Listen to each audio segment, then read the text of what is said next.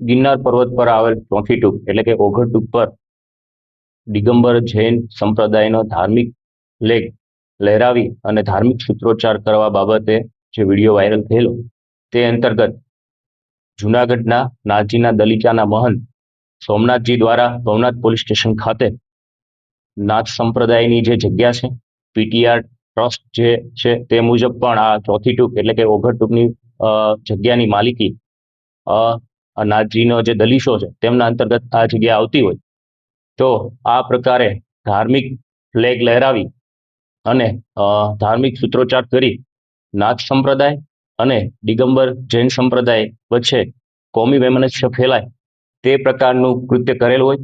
આ બાબતે ફરિયાદી સોમનાથજી દ્વારા ભવનાથ પોલીસ સ્ટેશન ખાતે ધાર્મિક લાગણી દુભાવવાનું તેમજ ચળકપટથી આ જે દિગંબર જૈન સંપ્રદાયનો ધાર્મિક ધ્વજ છે તે ગુનાહિત કાવતરું કરી ઉપર લઈ જવા બાબતે ફરિયાદ દાખલ કરવામાં આવેલી, જેની તપાસ દરમિયાન આ ગુનાના કામે અનુરાગ નેમિચંદભાઈ જૈન જે ભવનાથમાં જ રહેશે તેના વિરુદ્ધ કાયદેસરની કાર્યવાહી હાથ ધરવામાં આવેલી છે। તેની પણ આગળની પૂછતાછ શરૂ કરવામાં આવેલી છે।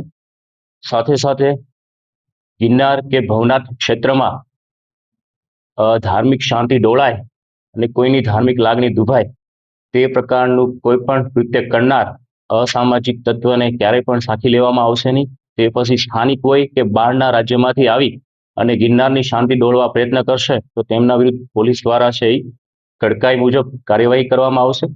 હાલ આ ગુનાની ઊંડાણપૂર્વકની તપાસ શરૂ છે। આ ગુનાહિત કાવતરામાં અન્ય કોણ કોણ સામેલ છે, શા માટે આ પ્રકારનું કૃત્ય કરેલું છે અને તેના પાછળનો ઉદ્દેશ શું છે એ દિશામાં છે હાલ ઊંડાણપૂર્વકની તપાસ શરૂ છે।